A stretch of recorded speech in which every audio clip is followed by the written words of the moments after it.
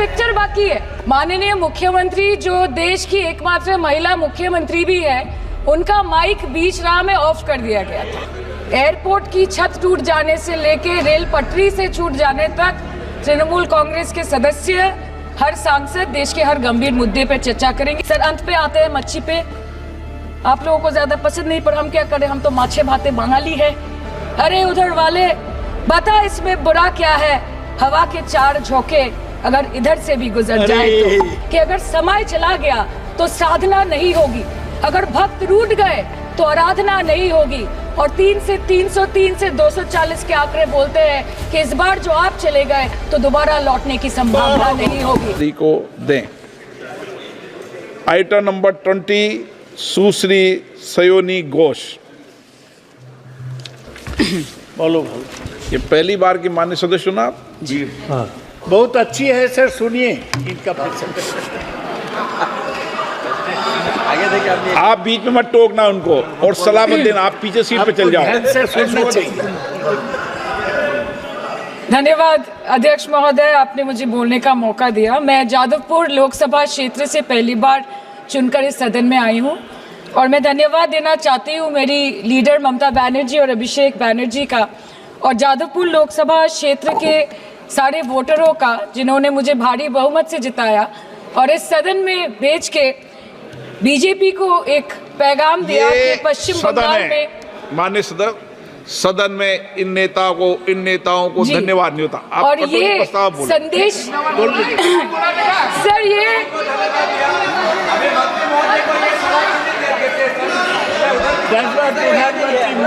Sir okay sir, no problem sir. Sir मैं धन्यवाद देना चाहती हूँ जादवपुर लोकसभा क्षेत्र के लोगों का, जिन्होंने मुझे भारी बहुमत से यहाँ पे जिता के भेजा और ये पैगाम दिया कि पश्चिम बंगाल में नफरत की रणनीति और धोखेबाजी की राजनीति नहीं चलेगी। अध्यक्ष महोदय, मैं उम्मीद करूंगी कि आज आप मुझे पूरा बोलने का मौका दें, क्योंकि हाल ही में हुए नीति आयोग की जो मीटिंग हुई थी, वहां पे हमारी माननीय मुख्यमंत्री जो देश की एकमात्र महिला मुख्यमंत्री भी है, उनका माइक बीच राह में ऑफ कर दिया गया था। वो बंगाल के अरे अभी तो शुरुआत है, ये तो ट्रेलर है, पिक्चर बाकी है।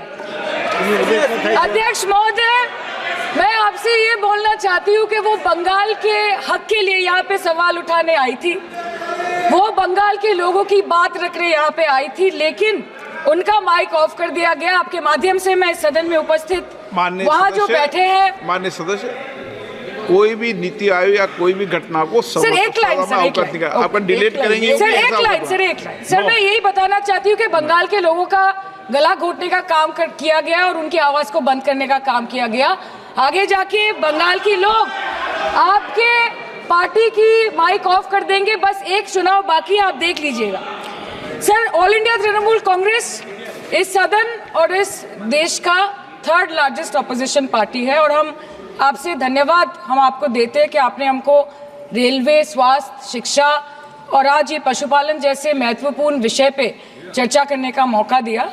लेकिन तृणमूल कांग्रेस आगे जाके देश के हर महत्वपूर्ण मुद्दे पे बात करेगा, चाहे वो चीन का अनैतिक रूप से इस देश में प्रवेश हो या वो 700 से ऊपर आंदोलन जीवी किसानों की। माननीय सदस्य, आप पहली बार बोल रही हैं, मैं आपको हस्तक्षेप नहीं करना चाहता, लेकिन जिस अनुदानों की मांगों पर चर्चा सर अभी आ रहे हैं सर नीट के घोटाले से लेके जीएसटी के बोझ तक, एयरपोर्ट की छत टूट जाने से लेके रेल पटरी से छूट जाने तक तृणमूल कांग्रेस के सदस्य, हर सांसद देश के हर गंभीर मुद्दे पर चर्चा करेंगे। बस यही आपको बोलना था। Respected sir, Mamati Manush is the Magna Carta of the governance of West Bengal and our party, and I feel truly honored that today I've been given the opportunity to talk on a ministry which is intrinsic to the Mamati Manush of the country. हमारे किसान अपनी मवेशी को, अपनी फसल को माँ की तरह पूछते हैं, जिस खेत में वो हल चलाते हैं उस जमीन को नमन करते हैं। But does this major sector get support from the government? Sir, Indian agriculture supplies around 58% of India's livelihood and is a principal source of income for half of the population accounting for 17 to 18% of the country's GDP. 70% of India's rural poor depend on livestock and farm animals. But does this sector get what it deserves? इसका जवाब अगर आप देश के किसान से पूछेंगे तो वो आपको यही बात बोलेंगे कि चाय से शुरू हुई थी सरकार और गाय पे अटक गई और विकास की मौसी 10 साल में रास्ते में भटक गई. Sir, exorbitantly high cost of cattle and poultry feed under the mismanagement of this sector by the current government and wholesale fodder inflation hovering between 25% to 28.6% in the last 2 to 3 years, it is a 9-year high. Sir, किसान खुद क्या खाएंगे? अपने परिवार के लोगों का खिलाएंगे? अपनी गाय भैंस भेड़ बकरी को क्या खिलाएंगे? सर, ऐसे ही वारदात होते हैं जहां गरीबी से जूझता हुआ एक किसान उसको अपनी गाय भेड़ बकरी को बेचने में मजबूर करते हैं और अंत में जाके वो अपनी खुद की जान ले लेते हैं. सर, पिछले 10 सालों में 1,12,000 किसानों ने इस देश में आत्महत्या की. एनसीआरबी की एक रिपोर्ट के अनुसार 10 साल में हर दिन इस देश में एवरेज में 30 किसान हर दिन अपनी जान ले लेते हैं. सर, इस देश के लोगों का यही है किस्सा कि जिसको जिताया वो राजा की तरह जाएगा और जिन्होंने जिताया वो फकीर की तरह. सर, ये बहुत गौरक्षा की भी बातें करते हैं. देश के लोगों को ये पता होना चाहिए that there is a fodder crisis in India and the union minister has himself stated in a written reply in Rajya Sabha that yes, the country is deficit in fodder. So it means that cows are dying without food in government-owned goshalas, especially the BJP-ruled state. 74,000 cattle had died at Panjrapols in Sundarnagar and Banaskantha district of Gujarat in the last 3 years. 200 cows were found dead in Madhya Pradesh's Shivpuri district. 173 cows allegedly died in a week in Chhattisgarh. And 74,016 cows had died in Hingonia Gaushala in Jaipur during the previous BJP government in Rajasthan. तो sir, पहले खाना ही नहीं मिला, fodder crisis. फिर मिल भी जाए तो इतना महंगा कि किसान खरीद ही नहीं पा रहा है, फॉडर इन्फ्लेशन. और सर, खाना मिल भी जाए तो पशुओं की बीमारी. उससे मुकाबला करने के लिए इस सरकार ने क्या किया? The Parliamentary Standing Committee on Agriculture, Animal Husbandry and Food Processing presented its report which stated that 32.7 lakh cattle were infected by the viral lumpy skin disease across several states and a whopping 2.4 lakh cattle died within months. ये बोलते हैं कि गाय हमारी माता है पर माँ की रक्षा करना इन्हें नहीं आता है. अध्यक्ष महोदय, हम सब जानते हैं कि इस मिनिस्ट्री के अंतर्गत डेयरी भी आता है और भारत इस पूरी दुनिया में दूध के उत्पादन में नंबर 1 है, contributing to almost 24.46% of global milk production. But since the government has not been able to bridge the gap between demand and supply, it has successfully turned the country from being the largest producer of milk to an importer of milk. In the last 10 years, due to the stagnation in milk production, the gains of white revolution has been systematically whitewashed. The dairy farmers are forced to throw buckets of milk on the highway protesting against meager remuneration for their produce. And the price of milk, on the other hand, has increased by a massive 55% in the past 10 years. It was rupees 36 per litre in 2014 and now rupees 56 per litre in 2024. When this government came to power, the first thing the milk producing companies regulated by it did was to increase the price of milk by rupees 2 per litre. This was their revenge on the people of India for not providing a majority to the BJP. आम आदमी के दूध, छाछ, लस्सी, दही, पनीर पर 5% की GST, cream, condensed milk, मक्खन, घी पर 12% की GST और अमीरों के हीरो पर सिर्फ 1.5% की GST. सरकार उनको रिलीफ नहीं देती है जो विदेश में जाके मिल्क शेक और लाते की चुस्कियां लगाते हैं. ये सरकार उनको रिलीफ नहीं देती जो आम आदमी 2 पैकेट दूध खरीदने से पहले 10 बार सोचता है. सर, बचपन से हम सुनते आए थे कि संडे हो या मंडे रोज खाओ अंडे. India rank 2nd in egg production in the world. और अंडे का फंडा यही है सर कि भारत के बच्चों के किस्मत में महीने में एक अंडा नहीं मिलता. मिड डे मील के चलते हफ्ते में अगर एक आध अंडा मिल भी रहा था तो कहीं धर्म के नाम पे तो कहीं महंगाई के चलते उसे बंद करने की मांग उठ रही है. Sir, more than 50% children under the age of 5 suffer from chronic malnutrition in the country and roughly 17% children are underweight and yet most BJP ruled states do not serve eggs in midday meal scheme. This is the example of Poshan Kal in India. Sir अंत पे आते हैं मच्छी पे.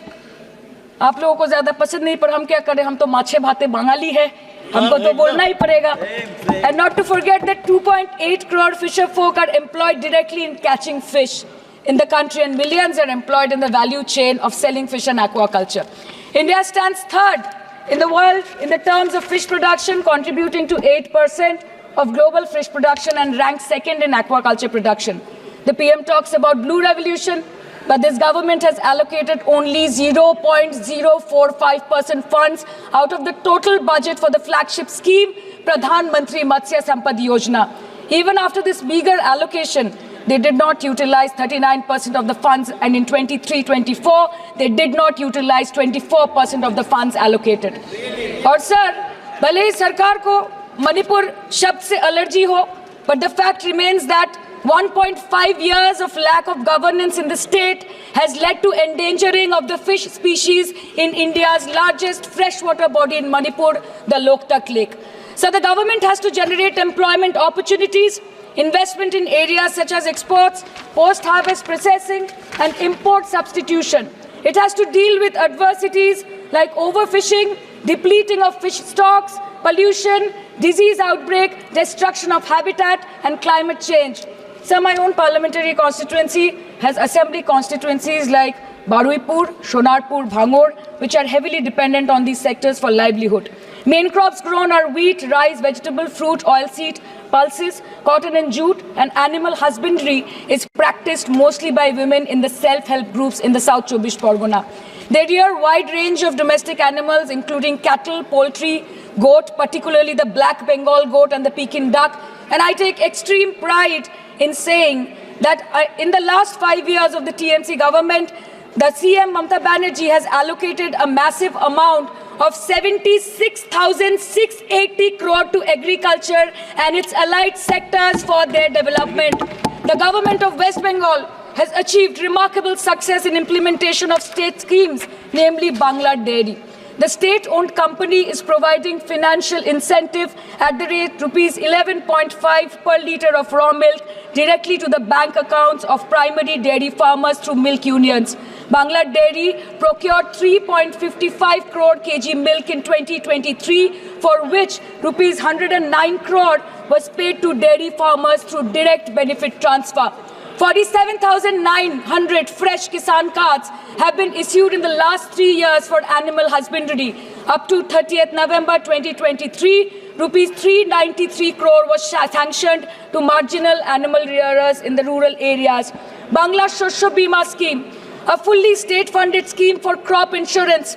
Total 1.28 crore farmers were enrolled under the scheme during 23-24. 70 lakh farmers got claim settlement worth rupees 247 crore. 76,049 farmers are getting pension amounting to rupees 1,000 per month under Joy Bangla scheme. Sufar Bangla scheme was introduced in 2014 for ensuring remunerative prices for agricultural produce, integrating about 80,000 farmers and procuring about 100 metric tons of perishables daily. The annual turnover of this project is now rupees 106 crore. 77 new stores have been opened in financial year 23-24. 186 Krisak Bazars sub-market yards are running successfully, providing excellent marketing infrastructure for aggregation and ease of marketing. And to be mentioned that West Bengal is one of the largest cold storage capacities in the country at more than 87 lakh metric ton with 620 cold storages. New investment of rupees 239 crore is upcoming in this sector this year with an employment opportunity for nearly 20,000 people. अरे उधर वाले बता इसमें बुरा क्या है, हवा के चार झोंके अगर इधर से भी गुजर जाए तो. Now coming to the demands of pending funds from the government of India to West Bengal on animal husbandry and welfare. 50% of the central share, rupees 12.72 crore for financial year 23-24, being the recurring expenditure for mobile veterinary units, is pending with the government of India. Government of West Bengal requested for sanctioning an additional 126 MVUs for 24-25. However, it was regretted, citing want of funds. The proposed central share of 49.93 crore for financial year 24-25 for assistance to states for control of animal disease has not yet been released by the Government of India. Despite repeated persuasion, Department of Animal Husbandry and Dairying has not released the central share of rupees 10 crore for financial year 24-25 for various ongoing national livestock mission schemes, including the project for the establishment of Buck Semen Station in Horinghatta. ये तो बस इसी ministry से बकाया है बंगाल का। अभी दूसरी मिनिस्ट्री प्रक्रिया तो पता नहीं कहाँ पे जाके ये खत्म होने वाला है। मैडम, मैं बस ये कहना चाहती हूँ कि इस बीजेपी सरकार ने पिछले 10 सालों में इस देश के लिए क्या किया, उससे बड़ी तालिका बनेगी कि 10 साल में क्या क्या कर सकते थे पर किया नहीं। 2014 में जो किसान मोदी है तो मुमकिन है सोच के और अच्छे दिन के ख्वाब देख के बीजेपी को वोट दे रहा था, आज 10 साल बाद वो बोलता है कि मोदी है तो नामुमकिन है। शायद अभी वो किसान है भी नहीं। तो इसीलिए मैं बोलना चाहती हूँ कि समय बड़ा महत्वपूर्ण होता है अध्यक्ष महोदय, और बड़ा बलवान। बंगाली में हम एक बात बोलते हैं कि समय गेले साधन होबे ना। इसका मतलब यही है कि अगर समय चला गया तो साधना नहीं होगी, अगर भक्त रूठ गए तो आराधना नहीं होगी। और 3 से 303 से 240 के आंकड़े बोलते हैं कि इस बार जो आप चले गए तो दोबारा लौटने की संभावना नहीं होगी। तो यही बोल के मैं अपनी बात खत्म करती हूँ। Thank you so much.